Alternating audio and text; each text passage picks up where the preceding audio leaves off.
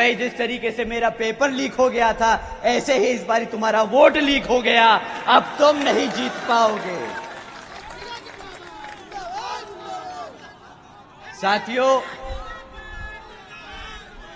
साथियों, आज देश की इतनी बुरी हालत हो चुकी है कि आज 30% पढ़ा लिखा युवा भी बेरोजगार घूम रहा है। आज 3 में से 1 युवा बेरोजगार है। और ये नहीं कि ये बेरोजगार ये इनके पास नौकरियां नहीं है कि आपको दे पाए। आप जानते हैं सेंट्रल गवर्नमेंट में अभी 30 लाख से ज्यादा पद खाली पड़े हैं, जो ये चाहे तो कल भर के आप सबको रोजगार दे सकते हैं।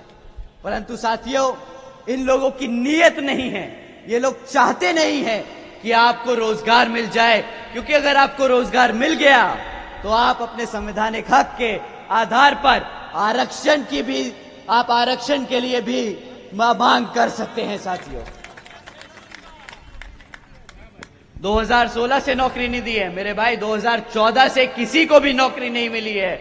ये लोग 2 करोड़ सालाना नौकरी का वादा करे थे तुम सबसे। कितने लोगों को रोजगार मिला है? कितने लोगों को रोजगार मिला है? नहीं मिला। तुम्हें पता है, न्यूज़पेपर भी आजकल बेशर्मों की तरह ये खबरें छाप रहे हैं। न्यूज़पेपर में भी आजकल ऐसी खबरें चल रही हैं। मैं एक पढ़ के सुनाता हूं। 17 लाख से ज्यादा युवकों को मात्र 3,500 नौकरियों के लिए अप्लाई किया। 17 लाख से ज्यादा बच्चे मात्र 3,000 नौकरियों के लिए अप्लाई कर रहे हैं। इतना बुरा हाल है। और ये 3,000 नौकरियां कोई पढ़े लिखे नौकरियों नहीं, कोई बड़ी अफसर की पोजीशन नहीं थी, ये प्यून की नौकरी थी। और इसके लिए पीएचडी स्कॉलर्स अप्लाई कर रहे हैं, ग्रेजुएट्स अप्लाई कर रहे हैं, मेरे जैसे यहां पढ़े लिखे भाई लोग अप्लाई कर रहे हैं। बताओ, हमारी माताएं बहनें यहां बैठी हैं, हमारे बड़े बुजुर्ग बैठे हैं। आप ही बताइए, आपने अपने बच्चे को इतना पढ़ा लिखा कर इसलिए बड़ा किया कि वो प्यून की नौकरी करेगा? बताइए साथियों, आप पढ़े लिखे लोग हो, आप देश को चलाने का काम करोगे, आप आईएएस अफसर बनोगे, आईपीएस बनोगे, बड़े बड़े इंजीनियर्स बनोगे। साथियों, अगर आपने यहां पे हाथी को जिताकर बहन जी को प्रधानमंत्री बनाने का काम किया, तो यह हमारा आपसे वादा है कि बहुजन समाज के साथ साथ सर्व समाज में से हर एक गरीब बच्चा, पढ़ा लिखा बच्चा यहां पे एक बड़ी नौकरी पर बैठा होगा।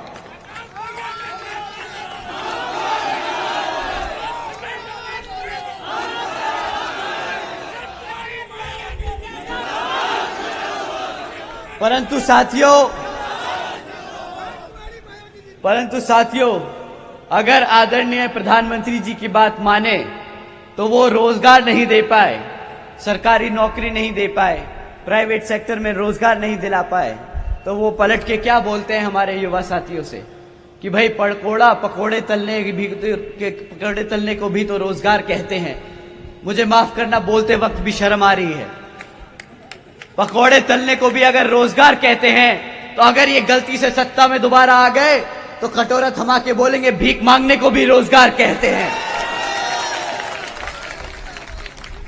तो अगर आपको भिखारी नहीं बनना, अगर आपको पढ़ा लिखा एक इंजीनियर, एक इज्जतदार नौकरी करनी है, तो साथियों समय आ गया है। ये जो कमल का फूल खिला है, आप सब जानते हैं कमल का फूल कहां खिलता है? साथियों, ये इसलिए तरक्की कर रहा है क्योंकि इसने भारत को कीचड़ बना रखा है। समय आ गया है, इस कमल के फूल को उखाड़कर, जलाकर फेंक दीजिए और अपने भारत को दोबारा से एक तरक्की की और प्रगति की ओर ले चलिए। साथियों,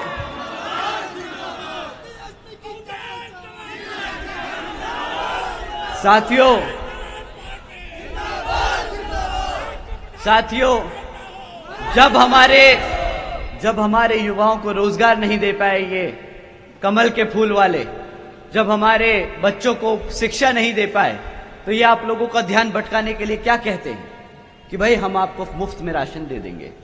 अब बताइए, इतनी पढ़ाई लिखाई कर कर, इतनी मेहनत कर कर भिखारी बनाने के लिए ये सत्ता में बैठे थे हमें। अब आप ही बताइए साथियों कि ये कोई गर्व की बात है कि 140 करोड़ की भारत की जनता में अगर 80 करोड़ जनता को इन्होंने मुफ्त की राशन की स्कीम में डाल दिया, तो ये कोई गर्व की बात है? बताइए, 80 करोड़ जनता को बना दिया ना भिखारी और गरीब। गलत है साथियों। जब ये आपसे ये बोले ना कि 80 करोड़ जनता को हमने मुफ्त में राशन दिया है, तो इनसे पूछिएगा तुम कितने अनपढ़ हो सकते हो कि तुम ऐसी बात पे गर्व कर रहे हो, ऐसी बात का प्रचार कर रहे हो जिससे हम सबको, पूरे दुनिया को पता चलता है कि आधा भारत आज गरीब और भिखारी बन चुका है। साथियों, अगर 2014 में जो इन्होंने वादा किया था कि 2 करोड़ नौकरियां देंगे, तो आज ये शायद हमें दिन नहीं देखना पड़ता। आप जानते हैं साथियों कि ये 80 करोड़ जनता को जो मुफ्त में राशन देते हैं, इसकी कीमत आप लोग क्या चुकाते हैं? आप जानते हैं आपको क्या कीमत चुकानी पड़ती है? आपको ये महीने का कितने का राशन देते होंगे साथियों? बताइए। 200 रुपया, 200-300 रुपया, 100 रुपए? अरे भाई, ईमानदारों की सरकार है, ऐसे कैसे बोल सकते हो कि 100 रुपए? 1000 रुपए का राशन देते हैं तुम्हें, 1000 रुपए का। बहुत ईमानदार, बहुत ही ज्यादा ईमानदार हैं। ठीक है, तो 1000 रुपए के हिसाब से भी गुणा लगा लेते हैं, गणित लगा लेते हैं। ठीक है, तुम्हें साल का 12,000 रुपए से राशन तो ज्यादा से ज्यादा का नहीं देते होंगे। 12,000 से ज्यादा रुपए का राशन तो नहीं मिलता होगा ना? अगर क्लास 4 की नौकरी लगी होती तो कितना कमाते महीने का? 25,000, 20,000 रुपया। साल का कितना हुआ? 2 से 2.5 लाख रुपया कम से कम कमाते तुम। 12,000 का राशन देके तुम्हें 2.5 लाख का चूना लगाते हैं ये लोग। भाई अब बताइए, ये लोग कहते हैं इसको गुजरात मॉडल।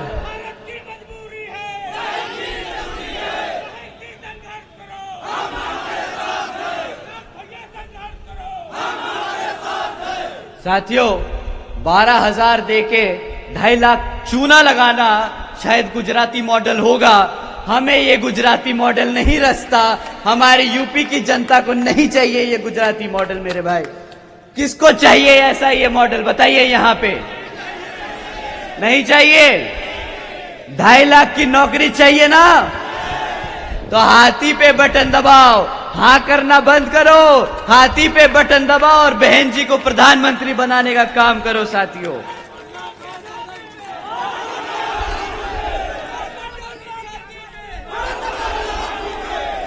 साथियों, 2014 में इन्होंने महंगाई को लेकर भी बहुत बड़ा मुद्दा बनाया था। बोल रहे थे कि भाई पेट्रोल महंगा है, गैस का सिलेंडर बहुत महंगा है। आज 2024 में आप लोग कितने का पेट्रोल भराते हो? 100 रुपए। कितने का गैस सिलेंडर खरीदते हो? 1200 रुपए। 2014 में क्या दाम था गैस और पेट्रोल का? 400 रुपया। अब आप मुझे बताइए कि जब पेट्रोल 60 रुपए से 100 रुपया हो गया, गैस सिलेंडर 400 रुपये से 1200 रुपये हो गया, अब इनके मुंह से भाषण में महंगाई के लिए क्यों एक शब्द नहीं निकलता है? घोटाला है। अरे ईमानदारों की सरकार है, घोटाला मत बोलो मेरे भाई, घोटाला मत बोलो। ये लोग पहले आपको बताते हैं कि भाई हम आपकी महंगाई कम कर देंगे, फिर आपका वोट भी चुरा लेते हैं, आपसे नौकरियां भी छीन लेते हैं, आपको बदले में मुफ्त राशन देते हैं। अब ऐसी सरकार को क्या बोलेंगे बताओ? चोर, चोर।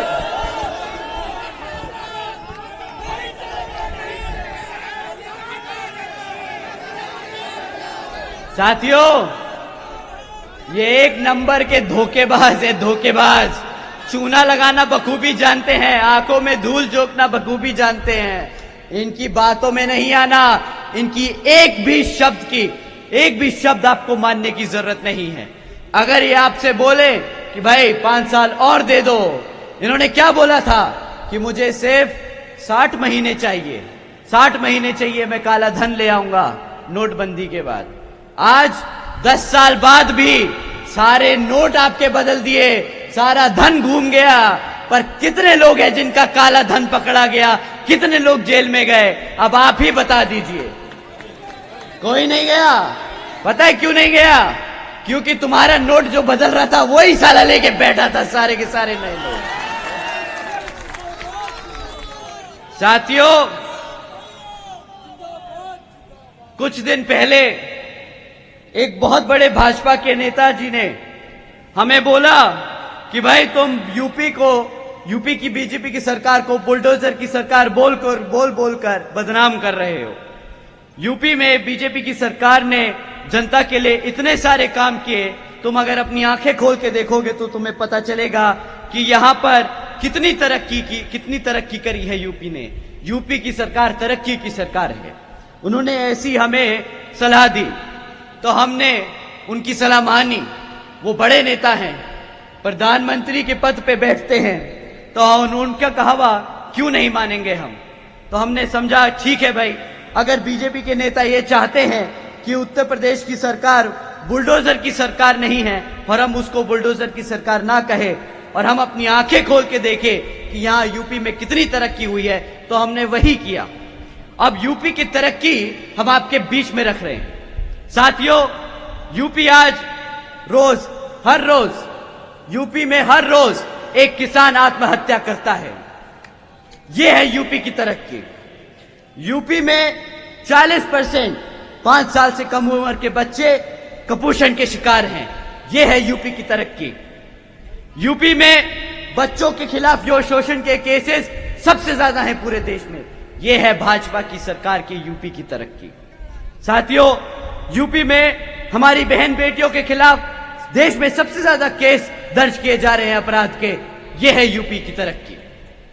हत्याओं के केस भी पूरे देश में यूपी में सबसे ज्यादा है। और आदरणीय नेताजी, आप जिस उत्तर प्रदेश की वाराणसी से सांसद हैं, वो प्रदेश आज भारत का किडनैपिंग कैपिटल बन चुका है। साथियों, उत्तर प्रदेश में साल में 16,000 से ज्यादा किडनैपिंग होती है। अब आप भी बताइए कि ये तरक्की की सरकार है कि ये तबाही की सरकार है? अब आप ही बताइए।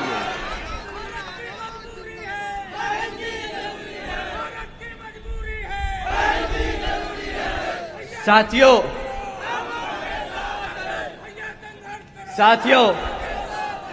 जो सरकार अपने बच्चों को भूखा रखे, जो सरकार अपनी बहन बेटियों पे अत्याचार होने दे, जो सरकार अपने युवाओं को बेरोजगार रखे, जो सरकार अपनी आवाम को राशन के नाम पर गुलाम बनाए, वो सरकार बुलडोजर की सरकार नहीं, वो तबाही की सरकार है।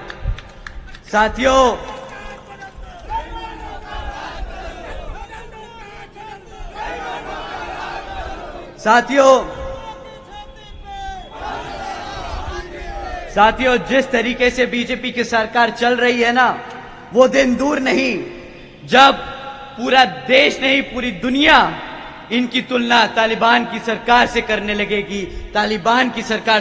लगेगी। ये लोगों की सरकार तबाही की सरकार है, ना कि तरक्की की सरकार है। आप लोगों से मैं फिर से दरख्वास्त करता हूं साथियों, इन्होंने साल का 2 करोड़ नौकरी देने का वादा किया था, वो भी एक धोखा था। इन्होंने अग्निवीर योजना चलाई, उसके द्वारा भी इन्होंने हमारे युवा साथियों के साथ खिलवाड़ किया। साथियों, नोटबंदी के नाम पर इन्होंने कहा काला धन लेके आएंगे, वो भी आज तक 1 रुपया वापस नहीं आया। अब आप ही बताइए साथियों, क्या ऐसी सरकार आपको मंजूर है कि नहीं? तो साथियों, अब समय आ गया है कि इस चुनाव में इस कमल को उखाड़ कर फेंक यहां पर अपने बहुजन समाज पार्टी को सत्ता में लाने का। साथियों,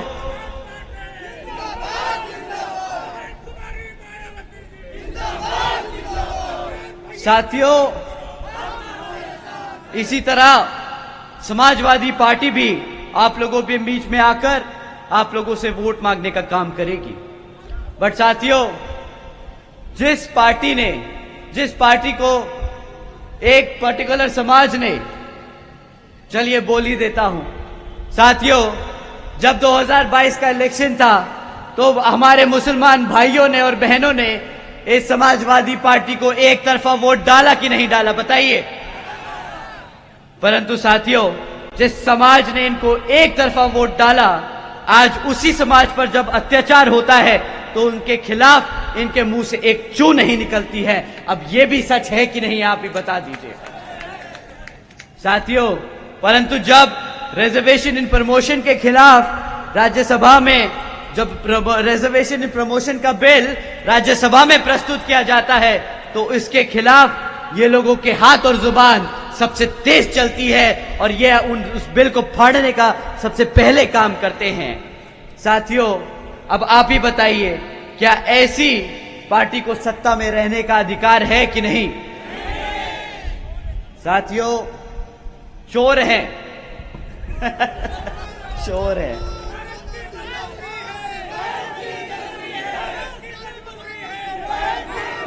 साथियों, ये चोर नहीं है। साथियों, ये चोर नहीं है, ये जरूरत से ज्यादा समझदार हैं। ये जरूरत से ज्यादा समझदार हैं।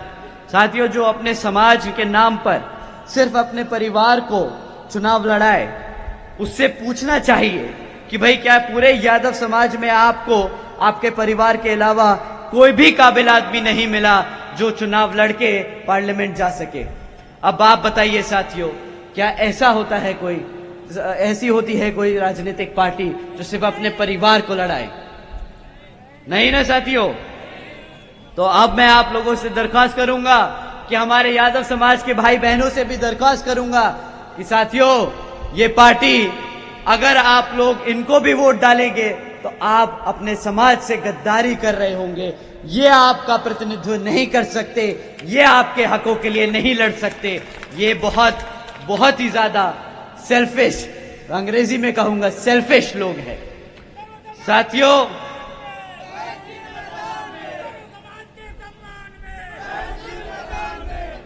इसी की तरह कांग्रेस की पार्टी भी आप लोगों के बीच में आकर वोट मांगने का काम करेगी। परंतु साथियों, ये लोगों को 60 साल से ज्यादा सेंटर की सत्ता में रहने का मौका मिला, परंतु 60 सालों में इन्होंने हमारे बहुजन समाज के लिए आज तक एक भी काम नहीं किया है।